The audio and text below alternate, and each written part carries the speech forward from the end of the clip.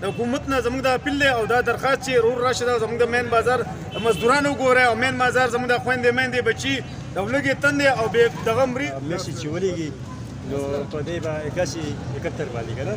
دا ما په خپل هم لېږلی و چې په هغې باندې راغلي وو چې او تاسو د ضلعي انتظامیې سره دغه تعلق وساتئ نو آیا داسې خلک دی چې هغه به ضلعي انتظامیه نه پېژني یا به ګوره ډېر میسج باندې هم نه پوهېږي نو پته دا ولګېږي دا راشه نوم دې غیب کړو مردان یو زموږ ټوله زندګي په دې سواد پوه شوه د باچا صاحب په حکومت کې موږ راغلي وو خو چې کوم ځای ته کارډ وړو زموږ کارډ نه چلېږي او موجوده پته موږ د سواد لیکلې ده موږ حکومت ته دا درخواست کوو چې زموږ د مردان د خلکو د مسافرو نه داسې یو طریقه جوړه کړي چې موږ ته زموږ حق میلاویږي. اعوذ بالله من الشیطان الرجیم بسم الله الرحمن الرحیم. ګرانو د نړیوال ټي وي کتونکو السلام علیکم ورحمت الله وبرکاتو. زه ستاسو کوربه دریاب دولت خیل دا وخت د منګوري په بازار کې ولاړ یم قدرمنو. تاسو ته د یاد دی چې پرون په یو وال باندې د وفاقي وزیر مراد سعید صاحب یو خبر راغله او هغه وی چې تاسو 81 باندې تاسو د خپل شناختی کارت نه میسج کوئ په هغه کې به تاسو ته 3 آپشن راځي. په هغه کې یو آپشن دا دی چې ضلعي انتظامی سره د هغه کې رابطه وکړئ.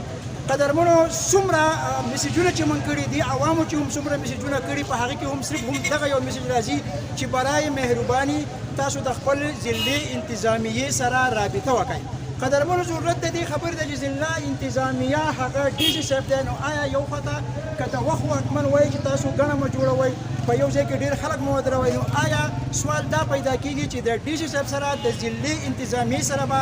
دا رابطه څنګه کېږي او په کومه طریقه باندې به کېږي. د دې سره سره کوم چې د KPK حکومت هغوی دا اعلان کړی کوم د راشن په مد کې کړی دی نو قدرمنو دا خبره د یاد دی چې هغه هم د یونین کونسل په سطحه باندې هغه صرف 2% دی.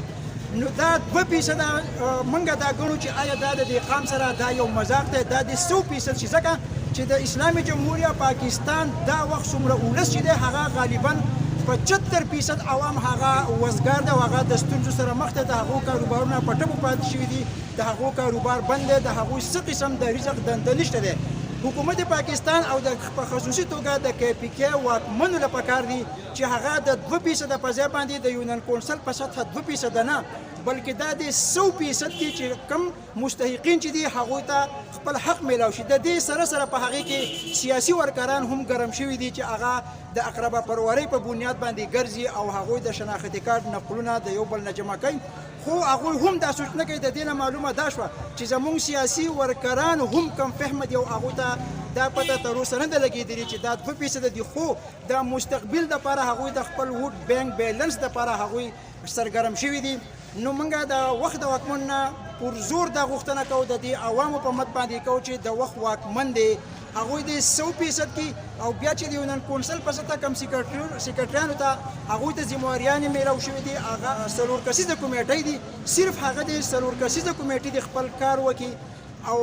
دا غوښتنه موږ کوو د عوام هم دي دوی سره به هم خبره کوو چې 100% دی حکومت دی په دې عوام پورې په دې سنګین وخت کې په دې کړکېچن وخت کې حکومت دی په دې عوامو پورې نور مذاق نه کوي د دې عوامو د دو درد د دو غم د دو فکر د دو د سوچ د دو د مالی استحکام د دو معاشي استحکام دپاره دی کوټلي ګامونه پورته کړي. تاسو ته د یاد دی چې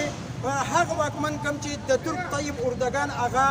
د خپل 9 میاشتو تنخواګانې ورکړي دغه شانتې د ترکو وزیرانو هغوی د خپل قام دپاره 8000 امریکي ډالر ورکړي دي. موږ د خپل حکومت نه د اسلامي جمهوریه پاکستان د واکمن نه دا غوښتنه کوو چې هغوی د هم د دې قام د دې دردېدلي ولس د دې غمزده ولس د دې غمجن ولس په نبض ګوتې کې د دوی د خوشحالۍ د دوی د مستقبل د دې بچو د روښانه سباوون دپاره د خپل کوټلي ګامونه پورته کړي. راځئ چې د دې ملګرو سره تپوس وکړو چې دوی څه غواړي. بسم الله الرحمن الرحیم. زمونږ دا ملګري په دې فکر کې راغلي دي چې موږ ته به دیاړي او مشقت مزدوري میلاو شي خو هېڅ نشته. دا درېیمه هفته ده چې کور ته ځو او بچي وجاړي د ولږې نه مقصد دا ده چې هېڅ راته نه میلاویږي. حکومت نه زموږ د اپیل دی او دا درخواست چې رور راشه دا زموږ د مین بازار مزدوران وګورئ او مین بازار زموږ د خویندې میندې بچي د ولږې تندې او بې دغه مري او لکه دا د حکومت سره دا احساس دغه نشته چې په حکومت پاکستان لکه دا چې نوی پاکستان نه نوی پاکستان خو دغه مطلب نه دی کور کرایه ده او لکه زموږ سره د حکومت خامخا موږ د راشن د کپړې د خوراک څکل کم وکړي. موږ میسج چې ولېږي نو په دې به 81 باندې که نه دا ما په خپل هم لېږلی و چې په هغې باندې راغلي چې او تاسو د ضلعي انتظامیې سره دغه تعلق وساتئ. نو آیا داسې خلک به چې هغه به ضلعي انتظامیه نه پېژني یا به ګوره ډېر میسج باندې هم نه پوهېږي، نو پته دا ولګېږي دا راشن موږ دې غیب کړو، ډېر ښه. دې وخوړو. تاسو ورغواړئ؟ مونږ خو دا وایو مونږ د مردان یو، زمونږ ټوله زندګي په دې سواد کې وشوه، د باچا صاحب په حکومت کې مونږ راغلي یو، خو چې کوم ځای ته کارډ وړو زمونږ کارډ نه چلېږي.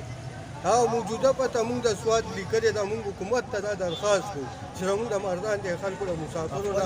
داسې یو طریقه جوړه کړي چې مونږ ته زمونږ حق میلاویږي. ډیره مننه ملګرو، تاسو دا وکتل چې دا عوام ولاړ دی، یقینا چې دا دردناک عوام دی، دا دردېدلی ولس دی، د دوی کاروبار په ټپو دی، د دوی معیشت چې دی هغه هم په ټپو باندې ناست دی. مونږ د وخت د واکمن نه پر زور غوښتنه کوو چې د دې ولس، د دې غمځپلي ولس، د دې دردېدلي ولس د روښانه سباوون دپاره خپل ټول صلاحیتونه په کار راولي. د بل پروګرام پورې خپل کوربه دریاب دولت خیل له اجازت ورکوي. په لوی الله مو سپارم. د الله په امان.